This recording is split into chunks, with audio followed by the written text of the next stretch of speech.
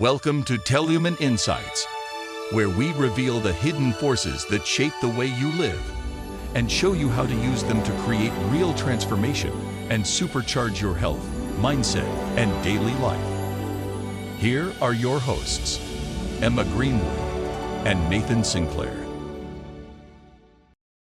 Believe it or not, what follows is an AI-generated conversation, one designed not to mimic humanity, but to illuminate it. You ever stop and think about those people who seem, well, incredibly sharp, maybe spiritually insightful, but then they do things that cause real harm because of issues you just wouldn't expect? We're diving into that tricky space today, how someone seemingly highly developed intellectually or spiritually can still be tripped up by deep personal problems. The shadow stuff. Shadow material, yeah. Or sometimes just plain old immaturity, not really having grown up in certain ways. It's such a surprising disconnect, isn't it? And you really see it sometimes, especially in, say, spiritual circles, problematic behavior. It is a fascinating paradox. And, at its heart, there's a historical reason for this. For centuries, the big focus in many spiritual traditions was waking up. Right, enlightenment, the big aha moment. Exactly, spiritual awakening. But this other crucial piece, the psychological and emotional growth, the growing up part and dealing with our hidden issues, the cleaning up. Our shadow material. Right, cleaning that up. Yeah. That understanding is much, much newer. We're talking like the last 100 years or so, really, with modern psychology coming onto the scene. Which makes sense. I mean, these ancient paths were mapped out way before we had terms for trauma or, the unconscious. Precisely. So picture this.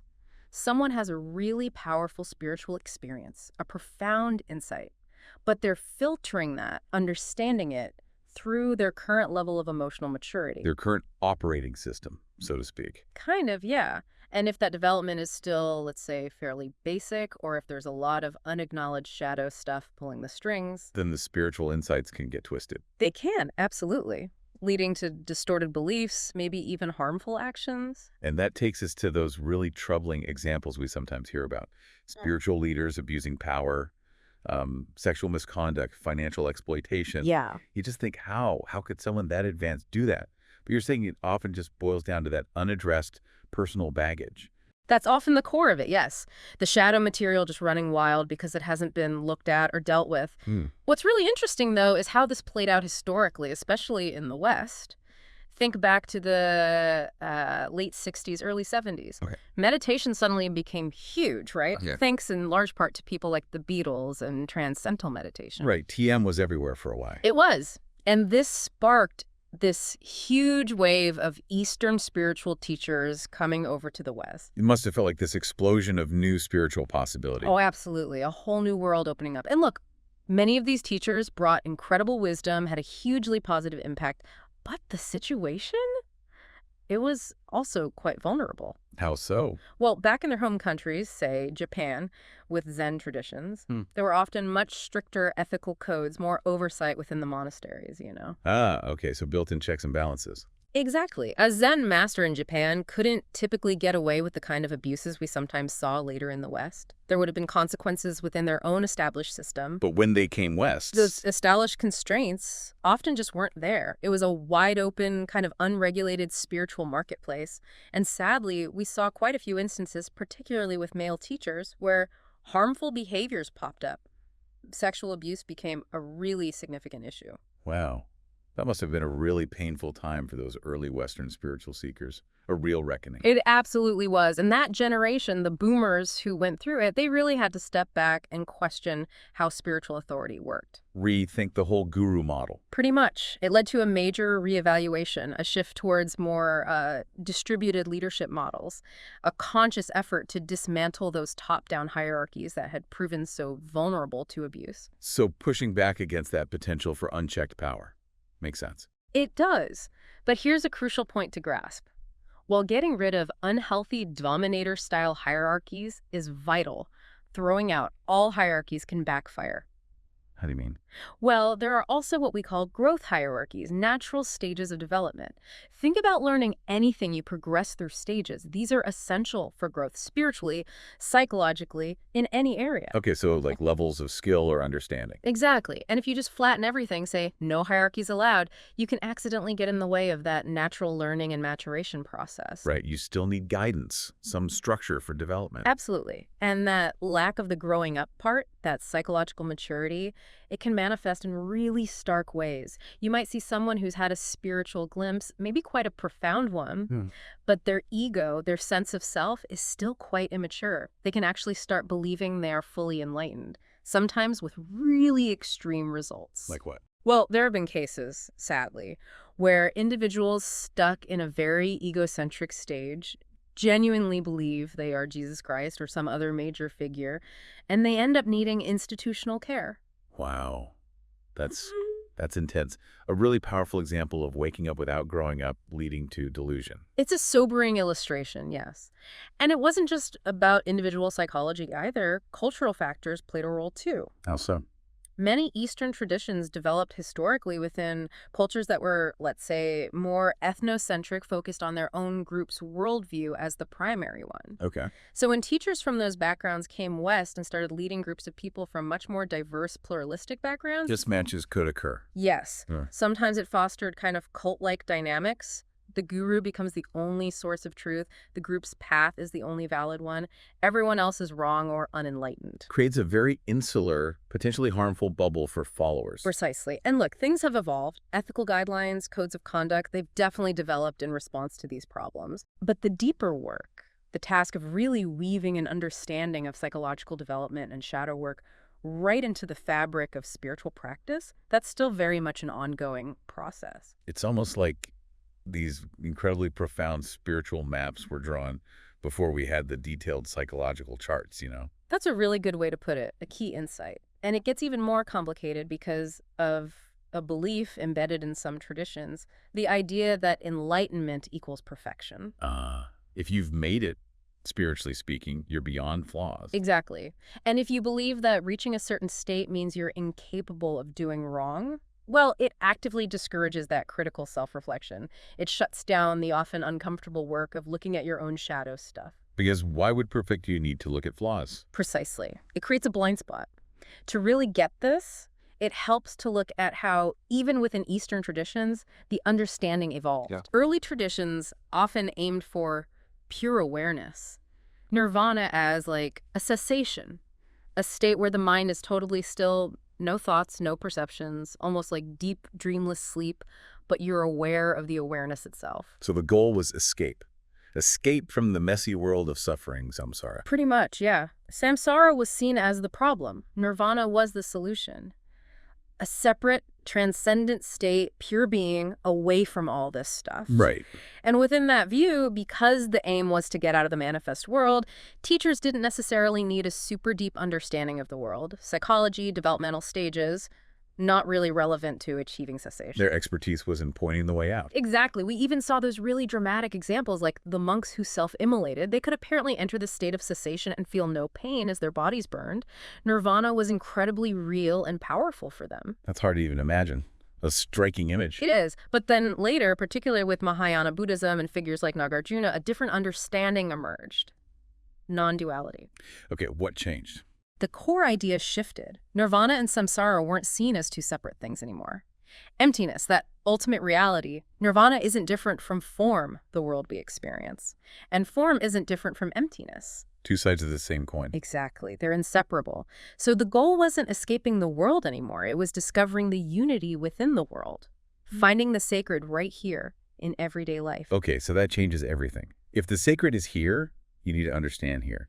Your emotions, relationships, the whole human drama. It becomes part of the path, right? Precisely. Yeah. But this created a new challenge. If enlightenment meant navigating the world of form, but now from this non-dual perspective, well, suddenly enlightened folks needed to actually engage with the world's complexities.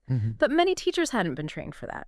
Their training was about transcending all that stuff, psychology, relationships, shattered. It wasn't focused on understanding and navigating it skillfully. So they might have had this profound realization, this waking up, but lacked the growing up skills to handle the messy reality of being human. You got it. That's the crux of the issue. And this is where a really problematic defense mechanism sometimes crept in. Oh. If a student pointed out flaws or maybe even harmful behavior in their guru, say alcoholism, sexual misconduct, Yeah? the response sometimes was essentially, oh, that's just your ego projecting. The guru is beyond all that. It dismisses the student's valid perception and protects the guru's image. Wow. That creates a perfect setup for abuse, doesn't it? Yeah. Excusing bad behavior by blaming the victim's perception. It was and is a very dangerous dynamic. It leaves students incredibly vulnerable. And we saw this play out. There were Western teachers, genuinely seen as enlightened by many, who attracted very awakened students, yet they had deeply flawed personal lives. Chogyam Trungpa is often mentioned here, a figure described with this complex mix, people acknowledging his profound teaching and his, well, struggles with alcohol and relationships. A drunken womanizer is a phrase sometimes used alongside brilliant teacher. So that really highlights the disconnect. Absolutely. It hammers home the point.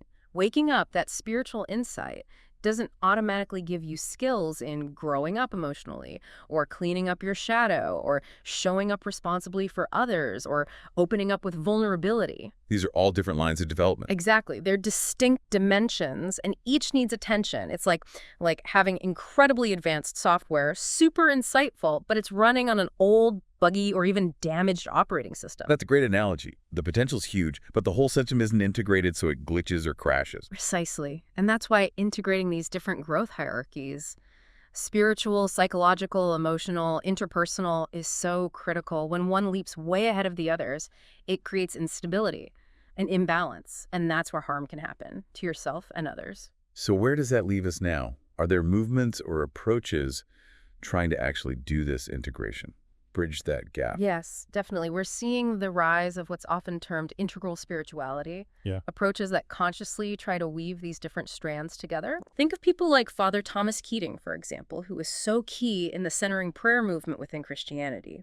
His work, and others like him, really embodies a more holistic view, trying to bring psychological stages alongside contemplative practice. Creating a more well-rounded, whole person path. Exactly. You can imagine it like a conveyor belt in a spiritual tradition, but one that deliberately includes stages not just for waking up, but also for growing up psychologically, and specific practices for cleaning up your shadow.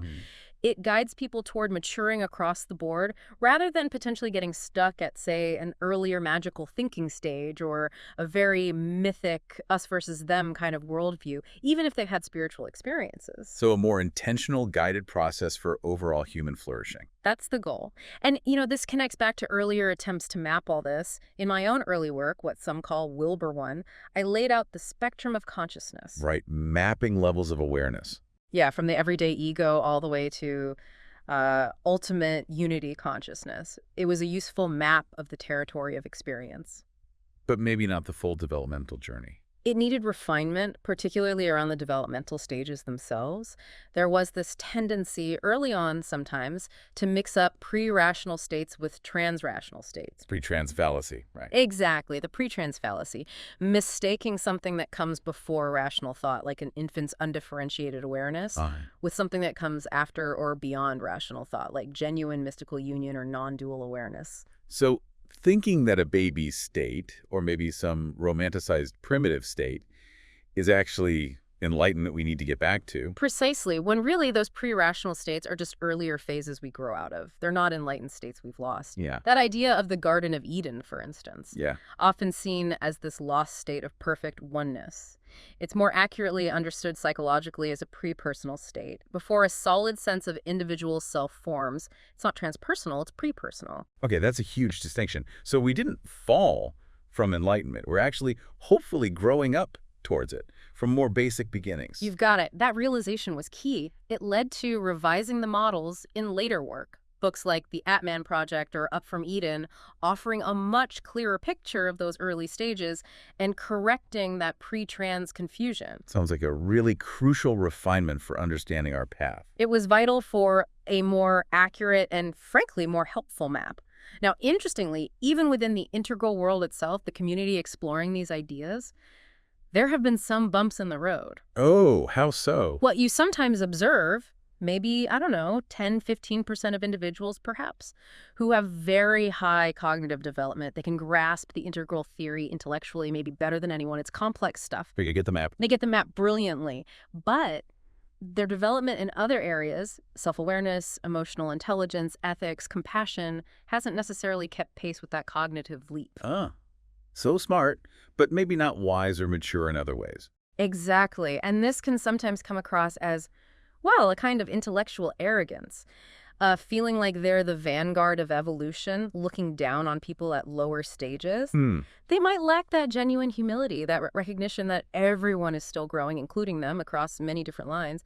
They might get excited about being second tier cognitively, but haven't done the hard work of cleaning up their own stuff or growing up emotionally. So using the map to boost the ego instead of using it for genuine transformation. That's a risk, yes. And honestly, that's partly why I've tended to steer clear of many integral conferences or online forums over the years.